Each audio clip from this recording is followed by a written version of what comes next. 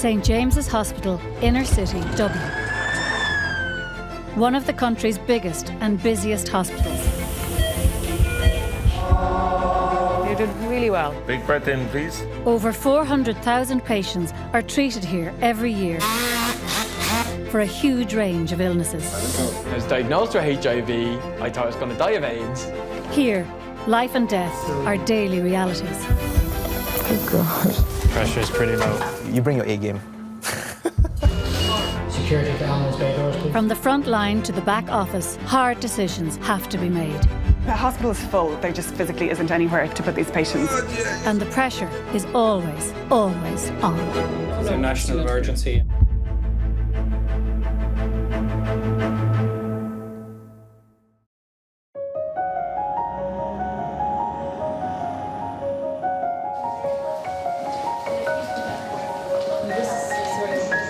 I'll just leave you here now, and then I have to go in to see the doctor, and you can come in with me. Okay? Noel Masterson has Alzheimer's. He's cared for at home by his wife Phyllis. Today, they have an appointment with Dr. David Robinson in the outpatients clinic. Phyllis wants Noel admitted for further examination and testing. I think there's something wrong with him. Apart from Alzheimer's, I think there's some little thing there that I just can't put my hand on, and I want them to investigate him. Have a seat. I'll just get his chart. Hello. Hi, Noel. How are you? Good. Noel's getting a bit frustrated at times, isn't that correct? Well, since Saturday night coming into Sunday morning, he got this aggressive. He wanted to go use the toilet all the time, bowel motion, and he couldn't go. No, he pushed me about twice. He'd never done that before. Okay. He's aggressive. So his behaviour has changed? Yeah, completely changed. I just love him to be checked out. He was never checked out. Well, I'll check him out. I'll check him out. You know, he was never checked out. Yeah, yeah. I'll check him out. I know he's only a patient to use, but he's my husband. Oh, I understand, but that's why Yeah. hospitals are very dangerous places for someone in your husband's situation. Yeah. And we know that if an older person is put in bed on bed rest for 3 days, they lose 10% of their muscle mass in that time. He's losing it anyhow. I know. You know, he's losing it anyway Yeah. rapidly. He's getting thinner by the day. There's a social worker here today, and we'll see about getting some emergency respite for you. That we might get him in, maybe not into hospital, but we have Hollybrook and Inchicore, that we might be able to get him in there. And we can see him in the day hospital in another couple of days. Would you not just take him in here even for 2 days to clear that out? Well, let's see if we can get him into the respite. I don't want him to go into red. I want him to be in here to get that checked out. They won't do that in respite. I need to get something done. Where's your cough? Is it gone? Have a bit of banter with the patients, don't be like him. That's what it's all about. It's all about the patients. And They're happy, we're happy.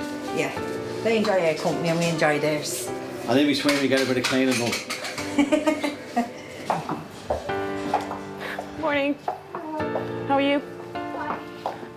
Did you get some sleep? Yeah, well, I was waking up at 2:30, 3:30, 4:30. Oh, I know, Andrea. 30-year-old Andrea Devine has breast cancer. Today, she will have a double mastectomy and a full breast reconstruction. It's a long and tough operation.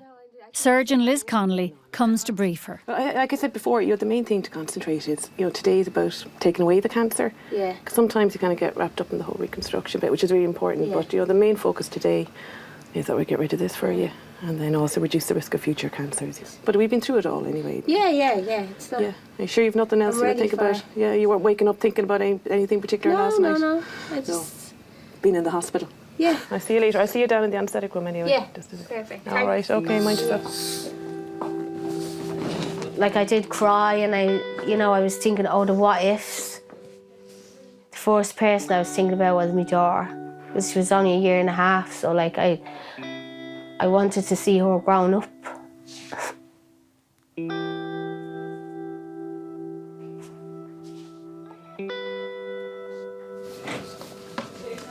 Hiya. Are you all right to walk out to the trolley, or do you want me to bring it into? No, I can walk in. Yeah? I'm just going to check that. And you have the stockings on. Yeah. Lovely. Andrea came to see us in June of last year, and she presented with a right breast lump that had been there for over a year, and she was quite relaxed about it because she'd recently had a child, so she felt it was related to the pregnancy, and she had no family history of any breast cancer in the family. But she had all her imaging and her biopsy done, and that confirmed then that she had breast cancer. Yeah, so the first case is Andrea Devine. She's a 30-year-old lady that presented in June 2017 with a lump in her right breast. It was about 3 centimetres of diagnosis, very close to the nipple. You can see the mammogram here. When we look at the ultrasound, at that point we can see a typical invasive tumour immediately behind the nipple. So you can see the tumour here. When Andrea was first diagnosed, she discovered she carried the rare gene mutation, BRCA2. In the BRCA2 population can be as high as 50% risk of getting another cancer.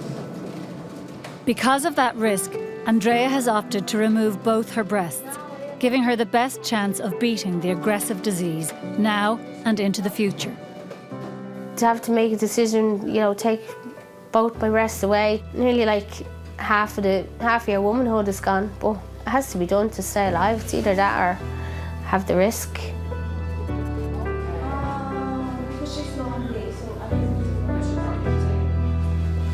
Okay, you're feeling very tall today, are you? Oh, huge. Not as tall as you now, giant.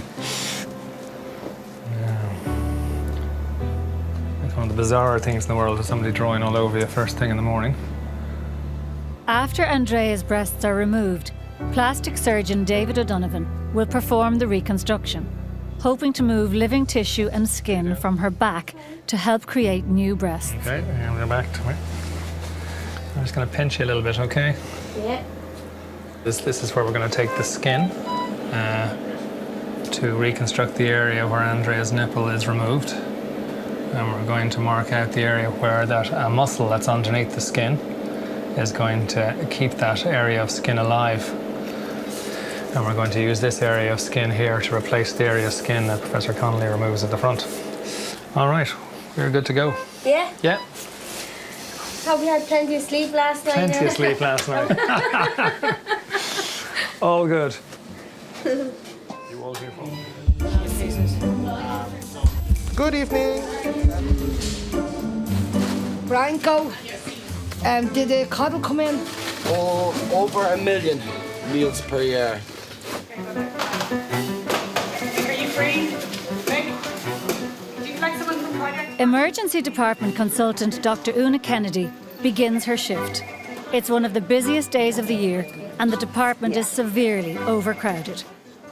Una's main job is to try and clear the backlog of patients and reduce the waiting time for people to be seen. No chest pain or anything, just generally feels unwell, generally feels loud. It's busy. We came on this morning to a 13-hour wait to be seen. The waiting room was full of patients who had slept on chairs overnight. There were 22 inpatients waiting on trolleys for bed this morning. So the hospital is full. There just physically isn't anywhere to put these patients. We've been here since midnight last night, and it was about 10 hours in total waiting in the waiting room. The place was packed to capacity, I would say. There's a lot of noise, a lot of commotion. Turns out I have appendicitis, so I was right to come in. It just slows the whole place down. It's really hard to keep the place moving and keep processing patients when it's that busy. Obviously, this isn't something that's going to clear up in the next couple of hours. That's it, squeeze my hand. Okay, so there we are. There's the tumour. Help, my dad, he's just left. Help, please. Okay. What's going on? Is he dead? No, he's just not responding, so call for help. Go get something, call 999 and get something. Brilliant, that's all we want. Breast cancer patient Andrea Devine is facing a gruelling 12-hour double mastectomy and reconstruction. Surgeon Liz Connolly will perform the mastectomy. However, this radical surgery is not a guarantee that Andrea will be cancer-free at the end of the operation. We really won't know until we remove the tissue and the pathologists go through it in detail to see whether there's any residual cancer. But clinically you can't feel a lump anymore. That doesn't mean there's no cancer there, and that's why she needs to have the tissue removed. And then in Andrea's case, she also needs to have it removed because of her high risk of the future, because of her gene carrier status.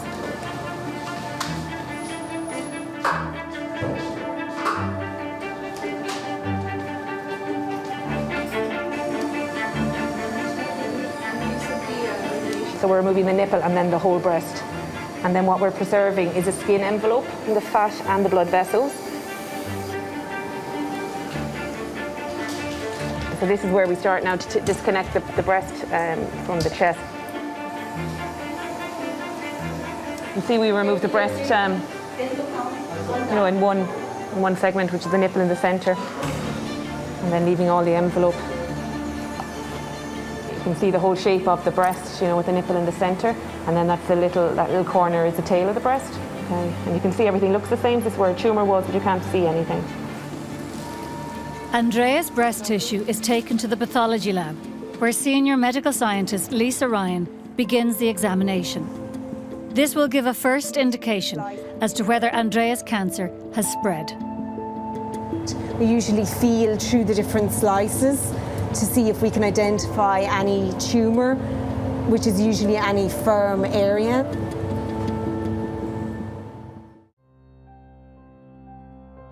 It's 2 p.m. The overcrowding in the emergency department has worsened. Patients are being assessed and then wait to be treated according to priority.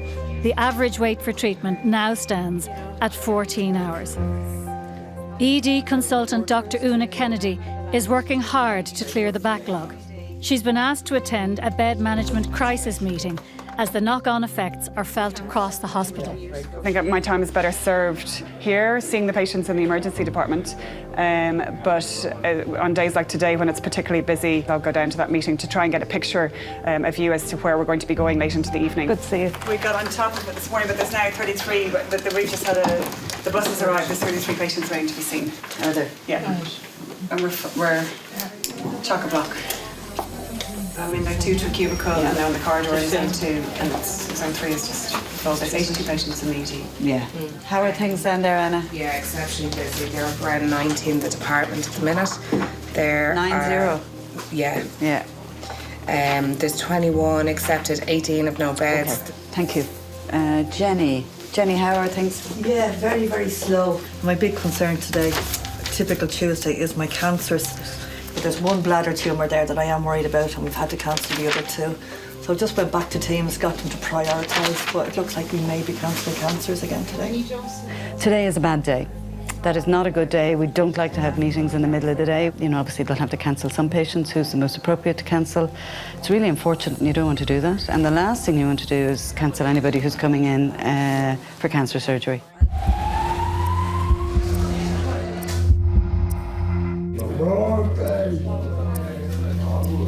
Get your hand on me face. Phyllis Masterson is struggling to look after husband Noel, who has Alzheimer's. The HSE have offered a home care package of half an hour a day, which Phyllis feels isn't enough. Today, they are attending the outpatient clinic run by Dr. David Robinson. And if you sit up here, right. He's just deteriorating by the day. Yeah, you know. Yeah. I think there could be something sinister going on. Yeah, I think, you know. Now, let's straighten your legs out first.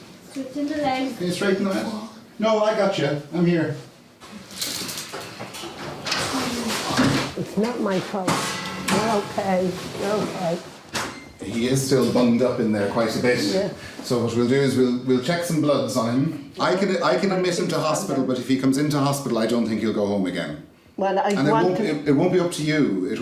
No, I want him to be admitted. It's really, I'm at the end of my tether now with him with this. All right, okay. I really am. Don't know how stressful this is. I do. I've been with you over the last few months over this. It's so stressful. I know. I've no toilet downstairs. Phyllis, will you have a chat with the social worker for me, and let's see what we can figure out. I went into her before. She was to get me some help. I got no help.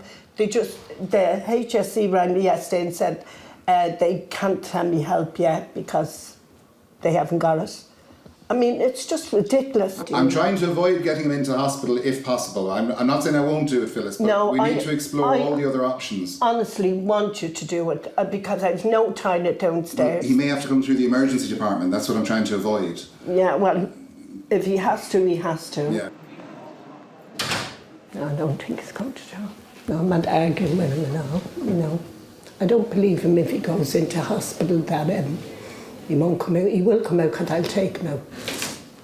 Respite is not going to do anything for him. We've seen this situation, Bill, for months. I'm very disappointed that the home care package hasn't gone in. It's very hard to not appear helpful to somebody when they're not getting any help. Do you know what I mean? So if it's the thing that we need to step in and rescue, then of course we'll do that. I think it's just I'm neglecting myself. You're not able to do it. No, you're not staying here. I know you're not staying here. I'm staying with you. I'm with you. If I could sell you, I would. Do you think I'd get any money for you if I sold you? Not much. Phyllis, I understand that you're very stressed by the situation, and I agree that it can't continue. But I worry that it's part of a bigger picture, which is that I don't know how you're going to manage at home. I won't be. I will manage if this stops. If there's emergency respite in a day or two, would you go for that option? I'd rather have him checked out first here. Well, I'd rather him be comfortable because he definitely isn't comfortable. I know, yeah. I know I'm really digging my heels in, but it's just, I've seen this so many times. If he comes in through the emergency department, he may spend some time there, longer than he needs to be.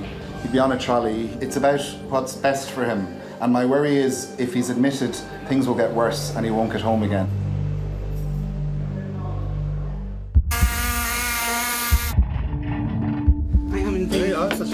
Thank you very much. That's all right. You're such a sweetheart, yeah. Yeah, I'm allergic to cats. Okay, you're not allergic to any medication? Just cats. Okay. Once we get her sorted, so you have the wedge for sitting around? I have the wedge here. Okay, all right. So we go face over this side first. Breast cancer patient Andrea Devine has been in theatre for 6 hours now. The mastectomy is complete and her breasts have been fully removed. Plastic surgeon David O'Donovan will now seek to reconstruct Andrea's breasts using implants as well as tissue and skin from her back. A mastectomy is a horrible operation. It's quite mutilating, really. So to provide reconstruction the same day, even if it's not exactly what you had beforehand, to be able to leave the hospital, wearing a bra without having to have an external prosthesis is huge. Yeah, you let it go. So we're just going to raise the skin first, and then we need to raise the muscle off the chest wall. The muscle that we're taking is it's actually a very large muscle in the back. This is what we need to do the reconstruction. This is the skin that's going to replace where the nipple has been removed. Very important that the muscle and the skin remain attached to each other at all times. Otherwise, the blood vessels that are going through the muscle won't keep the skin alive. But the idea is we get underneath the muscle and free the muscle from the chest wall, which we're doing now. Take that away. Okay. So there's the muscle and the skin that we need. And the blood vessel that keeps it all alive is coming out from underneath her shoulder blade up here. And the muscle is still attached to her arm. The skin and muscle from Andrea's back is guided through a tunnel to the front of her body. This is a telling part of the operation. The shape and form of Andrea's new breasts depends on cutting and moving the right amount of tissue. Flaps. We have to make sure that we manage to move the muscle and the skin flap. So we push it up into the armpit, and we're going to bring it down out through the front. And hopefully we have all the bits that we had at the back and the front.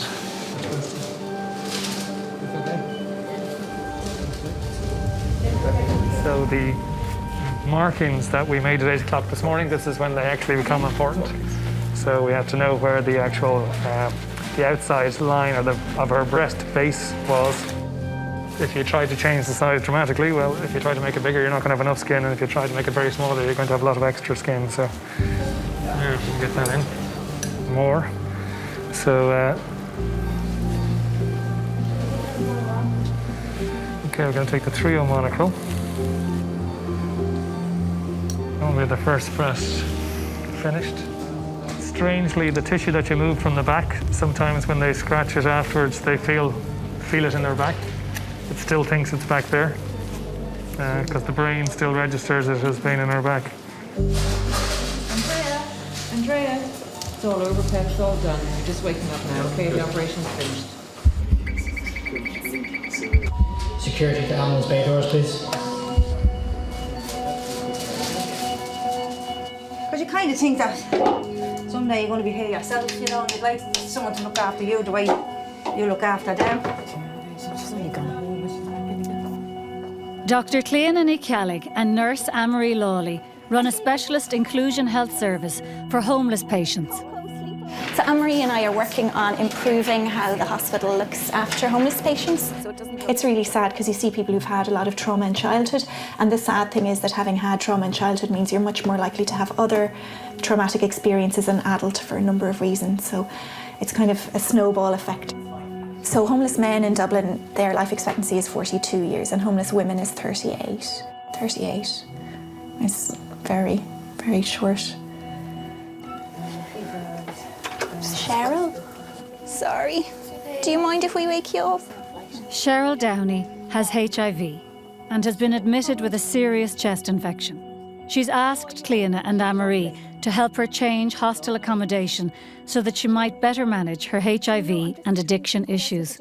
That's the one thing that I haven't been able to do is get anybody moved. Yeah. Sorry, Cheryl, that's the truth. No, that's it. It wasn't a good choice for you at any point, you know, unfortunately. I know you didn't, you know. Yeah. I will die. You will die. You will die. Yeah. I feel myself like gone. You're too sick. Yeah. What you need is like a month in bed with TLC. I need a stew injection. Yeah. A stew injection? Yeah. I love it. We'll see if we can put it in a drip. It was just respite for now. Just respite and trying to see if we can get you to, in the medium term, to somewhere. I think we've got plenty of evidence. Yeah, we will do our best with that, but again, see that can't promise that now either. It's highly likely in the case of Cheryl that she won't get a change of hostel by the time she will be discharged. There's nothing worse than, you know, it comes to the day of discharge, like, but sure, I can't go back there, you know, and then it's as if you've done nothing. So you have to be able to say it from the start, you know, we'll do our best, but I can't promise you. It's outside of our control, no more than it's outside their control, which of course is the most frustrating thing about it for them. Housing is it's really the foundation stone that you build everything else on, and leaving people in situations that aren't livable in, which I would say is what lots of people have to live in, it really severely affects their health. And that's what we keep trying to illustrate, is that if you want to reduce trolley times and improve waiting list times, that one of the ways that you can do that is making sure that people are properly housed and supported so that they don't get sick and they don't need to come into hospital. Today, Cleana is trying to track down Tommy Kiernan, a HIV patient who has failed to attend the clinic for over 3 months now. Without his medication, Tommy's HIV will become life-threatening. Anybody who's not taking their antiretrovirals, their immune system is kind of being chewed up by the HIV. Hi? Tommy Kiernan? No? Or TKD, he's sometimes known as. He's a rapper. You don't know where he transferred to by any chance, do you? So when I was little, I wanted to be a detective because I was obsessed by Sherlock Holmes. Being a doctor in general, you're kind of trying to figure things out all the time. It's a little bit like being a detective. It's voicemail. I might just try one more. Every week that goes by is a week that his HIV is going to be getting worse, that he's at risk of getting AIDS, getting cancer. He's also at the highest risk of passing the HIV on to somebody else, as well as them getting sick themselves. Follow the leads. They're out there somewhere. It's just a question of finding them.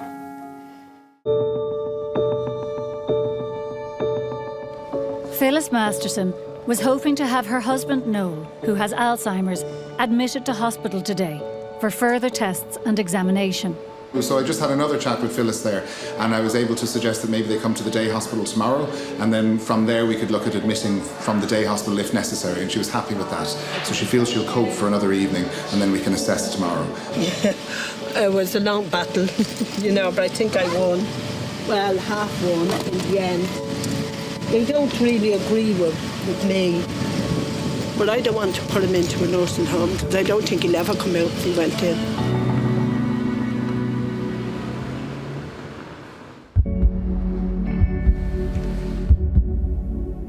I do believe in ghosts. We do occasionally have the odd person walking in our peripheral vision. They'd walk by and you'd turn your head and there'd be nobody there. We would have had saws being turned on or taps turned on.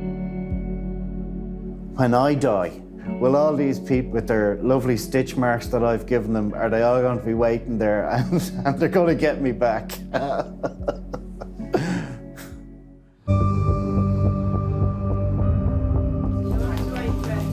Emergency Department consultant Dr. Una Kennedy and the bed management team are still struggling to clear the huge backlog in the ED. Throughout the day, staff have dealt with a record number of patients. There's still 6 unplaced on the outpatients list. Okay. And oncology day are still right now. Pretty crappy. Yeah. It's like a motorway, you know, as soon as anything happens to slow down traffic, it takes a long time to decongest a traffic jam. We've had about 4 or 5 in their 90s, and we're still only placing. Yeah, and you've got a few significant long waiters there as well, so you need to try and get them sorted. Okay, I wish we had more beds today. That's my brother-in-law. He was my sister's husband, and she died. And that's my sister-in-law. Me babysitter. Busier today. Busy today, yeah. Very busy today. It really is. There's no busy beds. most of the time, then, but this is the worst I ever seen him. You okay, Dad? Yeah, I'm good. He had a fall in the kitchen. I had a fall in the kitchen. And so I hurt my knee and back on my knee. we've no complaints with the staff. I know they're very busy and I know it's a very long waiting list. I think if you come in with that mindset, they're doing their best and you just have to be here. They're going to look after you, so. 17 and a half hours since I first arrived in, and I'm still sitting on a chair. No bed yet. As Una's busy emergency department shift ends, she briefs the remaining ED team on the situation. And Emer, everyone who's been on this morning has worked so hard to get the place back in shape, and then the tsunami arrived and we've been playing catch up ever since. We came on to a 13-hour wait to be seen. We've had significant issues with inpatient overcrowding during the day. So we have 87 patients in the department now. 28 are waiting to be seen. So, in a new record, Zone 4 have already streamed 65 through. So thank you everyone for all your hard work. So I remain on call on my phone until 8 a.m. So the phone will be with me overnight. I'm available to come in. I'll be in within 20 minutes for a particularly sick patient, major trauma. I sleep at home in my bed as I normally do, go to bed. I don't have any problems going to sleep. If I've been on the floor here for 12, 13, 14 hours, I normally go home and pass out in bed pretty quickly. So sleeping isn't a problem. Waking up in the next morning is the problem. We can hold 4 bodies in each fridge. So this is me one step closer to divorce. What? Oh. The old staying late for an educational case. Go home, like, you know.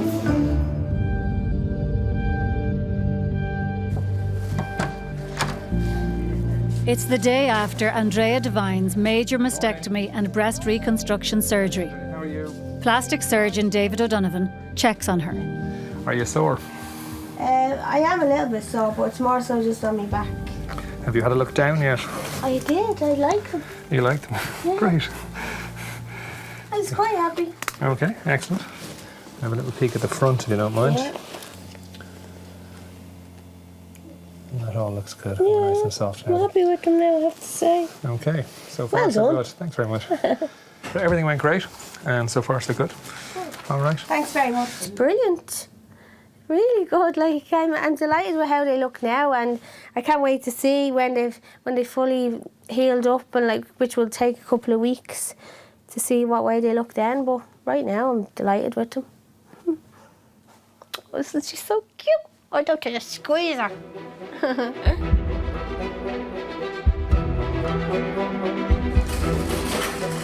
I never got treated so good in all my life. I won't want to go home, I'm telling you. 7 weeks ago, HIV patient Cheryl Downey was released from hospital after recovering from a chest infection. Today, she is attending Dr. Plea and Nicalig's outpatient clinic for homeless patients. I think we're going to need to bring you into hospital. I don't feel well.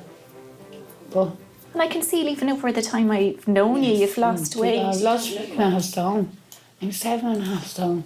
I should be 11 stone. I'm just so drained. I have no energy. I keep getting dizzy. I am really sick. Oh, you are really sick? People are telling me, like... I mean, you have what we would call AIDS. I do have AIDS, I do. And that's what's going to kill me. That is what's going to kill you unless we can get things sorted out for Drink you. is not going to kill me. AIDS is going to kill me. Yeah, but the combination of them. And like, I need to get better for my kids. I really do. I'm 15 and I'm 14. If we could get a year under your belt of stuff being 6 sorted. months, man. 6 months. Oh, you wouldn't know. Get me on the yourself. fire and I'm not touching the gear. So I'm going to go down to A&E and write up her drug chart so that she can get her methadone and her other things so that she's not feeling sick and tempted to leave. And I'm not going to make you run down the corridor. So far.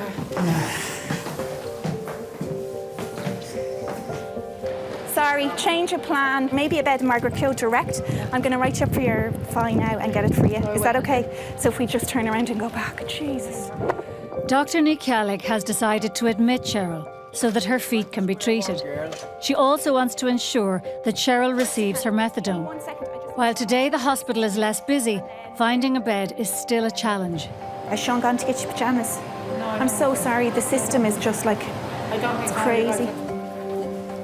The system as it works isn't ideal then, and you're at risk of them wandering off and coming back much later when their infection is up to their knee and they need their whole leg amputated, and you end up with loads more problems. So it's just the system not being able to cope with you identifying, okay, now is a good time to go in there and go in there early, and the system can't always cope with that very well.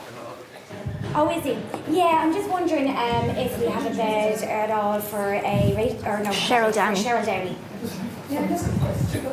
I'll ask the girls, yeah. I'll ask the girls to pack it up. Yeah, that's brilliant. Thank you so much. No worries. Bye. Bye.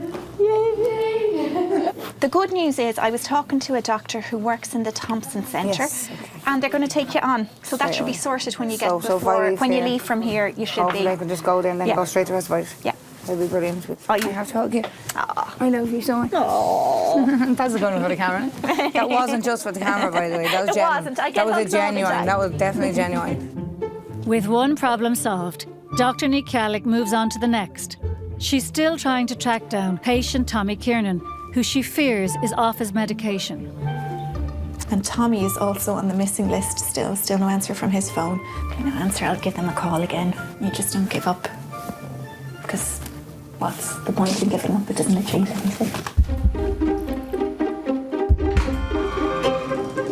Yeah, you have to enjoy a bit of a sleep now, eh?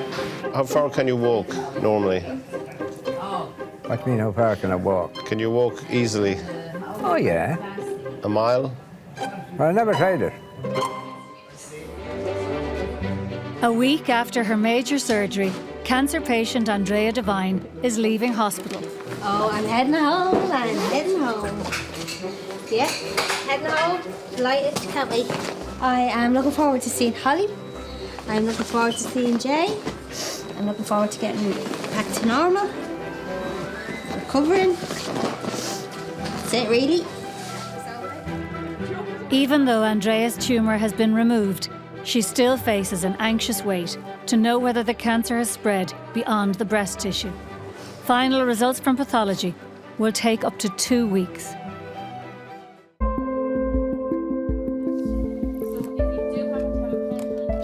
It's another busy day at the hospital.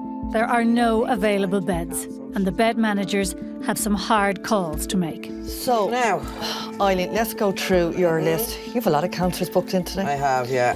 Can we get one of his in as a dosa? We've people waiting at home, waiting on phone calls. Is there a bed? Is there no bed? We know we can't cover all these patients, so we need to start cancelling now and putting people out of their misery.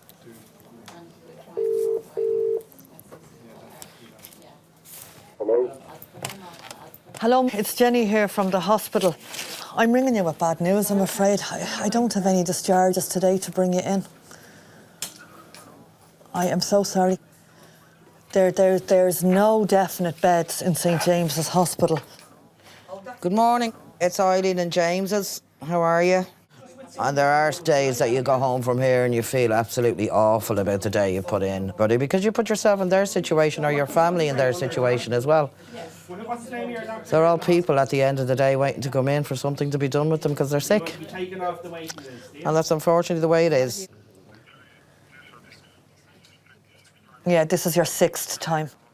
OK, well, what we'll do is we'll make a note beside your name that you've been cancelled 6 times. We'll go back to your surgeon, we'll ask her for a new date, and as soon as we have a new date for you, we'll put you in the diary.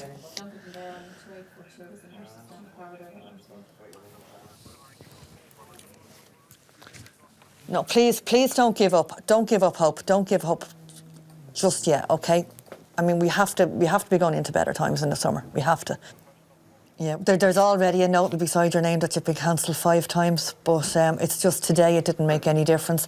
A&E is busy and I've nobody going home from the orthopaedic ward.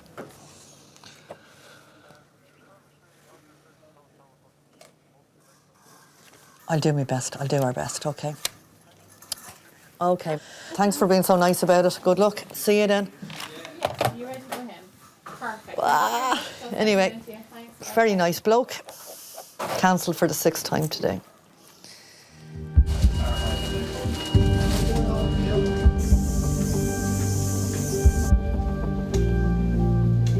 I'm just going to have a listen to your chest, okay? Right, okay. And I'm going to work this side. I'm just going to put a little line in your arm. Okay. Is that all right? It's like a Formula 1 pit stop, so. Yeah.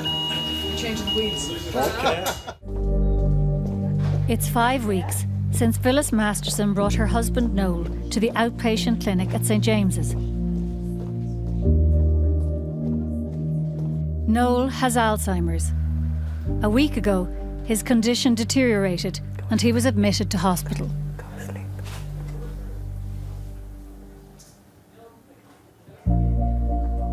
He was very bad on Sunday, and I put him to bed. He got out of the bed, he slipped out of the bed. He hit his back off the radiator. He stood up and he fell right back down on his face again, so I knew there was definitely something wrong. No, you can't clear that away because that's because you had the needle there, and it's just marked, it's just bruised. So he'll probably never come home again. No.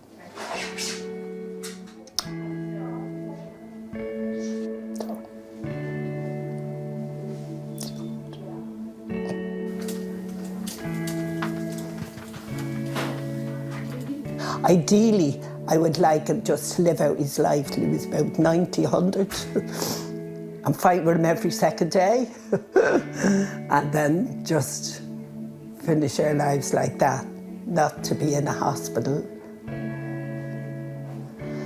So now I don't know what's going to happen. I should see you in a little bit. I'll see you in a minute. I'm not going away. I won't be a minute. I'll be back. I'll be back. Well, I have to keep telling him he's coming home tomorrow, and I'll say that again tomorrow, and I'll say it the next day. I just keep saying you're coming home. Every single day I say to him, you're coming home tomorrow, just to relax him.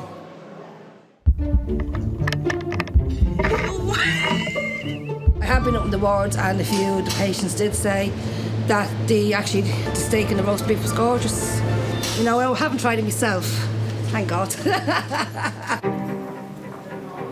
Dr. Cleana Nicalig has been trying to locate homeless patient Tommy Kiernan for 3 months now. She suspects that Tommy is off his HIV medication, which greatly threatens his health. So we've tracked Tommy down. He's staying in a hostel, which actually turns out is really, really near the hospital. It's not much further than from one end of the hospital to the other end. And we phoned ahead and they said that he's there. So I got his medication and the stuff I need to take his bloods. And sometimes it can seem a bit like, oh, that's not our job. But then in many ways, it can actually save a lot of trouble later down the line. say for Tommy, if we can see him now and get him back on his tablets, then his immune system won't get to the point where he gets really sick and needs to come into hospital for a long period of time or needs to go to intensive care. Good to see you. You too. This is exciting. I get to come to you instead of you. Yeah, I know. Come on, we'll go in, I guess. Unless we're doing an outside clinic. Like I got did you see my album? No, do you have it? I want to see it. I want to hear it. Hang on. I haven't got a CD player, but I'll show it to you. That's me out in Oh, look at you. East Wall. There's me out in East Wall, yeah. You look great in that picture, Tommy. We need to get a bit of weight on you. And then there's me prison ID on the back.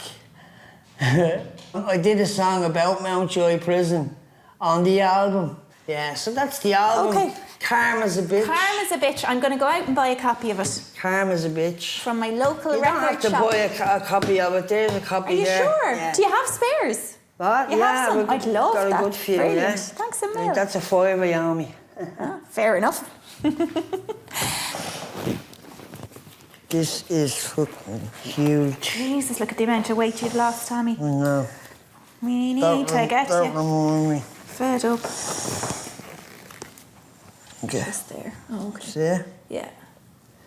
Well, hopefully that'll come down when you're on the triple therapy. Lost a hell of a lot of weight. Sure I have. Yeah. What about the HIV? That might take till next week. Right. I need to get clever. I need to endeavour. I need to do whatever it takes to get better and get me head together and never go back to crack, smack or snow blow. That's a no-no. You blow all of your dough. Fuck up and head for the hills. Jack and Jill, Jill and Jack, both took crack and smack and never came back. I had a crippling effect. Some make it, some take their last breath. But there's hope. You have to keep on trying. Like Dufresne said in Shawshank Redemption, get busy living or get busy dying.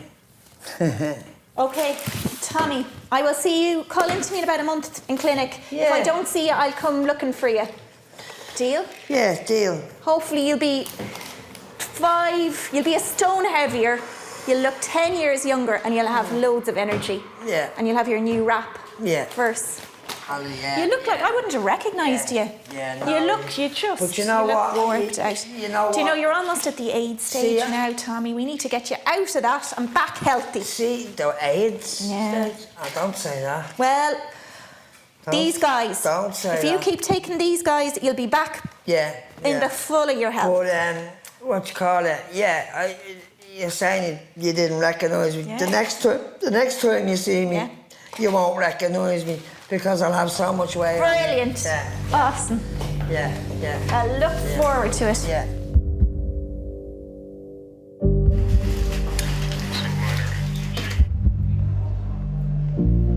You forgot Valentine's. I saved your life. It's 2 weeks since Andrea Devine had major double mastectomy and breast reconstruction surgery. Today, she is back in St James's to meet with surgeon Liz Connolly and to hear if her cancer has spread any further.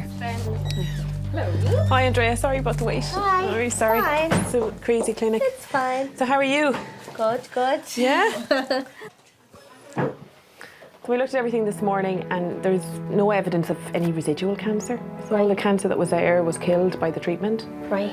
So we call it a complete response to the therapy. Oh, so that's it's so good, isn't it? fantastic. Yeah, we're all delighted for you. Oh my so God, a really it's good brilliant. outcome. Yeah, and that, you know, it's important for the future as well, you know. How do you feel about that? You're all right? I don't know, I think I'm a bit in shock or something.